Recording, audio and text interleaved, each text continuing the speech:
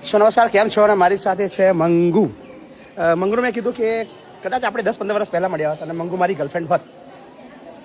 અરે વાહ, હું તો આટલામાં જ ખુશ થઈ જઈ. આટલામાં ખુશ થઈ, પણ તે વખતે મય પછી એટલા બધા હોશિયાર ને હેન્ડસમ નતા. સો જસ્ટ કીધું કે મંગુ, કદાચ મંગુ આપણે 15 વર્ષ પહેલા મળ્યા હતા તો મારી ગર્લફ્રેન્ડ હોત તો તારી કઈ ડિમાન્ડ હોત મારી સાંભળવું છે. ડિમાન્ડમાં તો એવું કે જો ડિમાન્ડ તો કશું હોત જ નહીં. મંગુ તો જોઈએ ખાવા.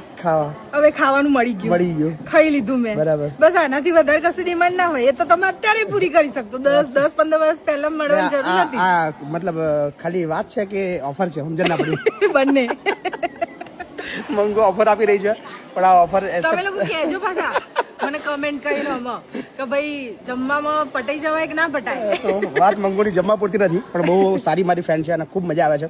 જ્યારે બી એને મળું છું ઓલવેઝ ચહેરા પર સ્માઇલ આવે છે. અને thank you for Bing my friend.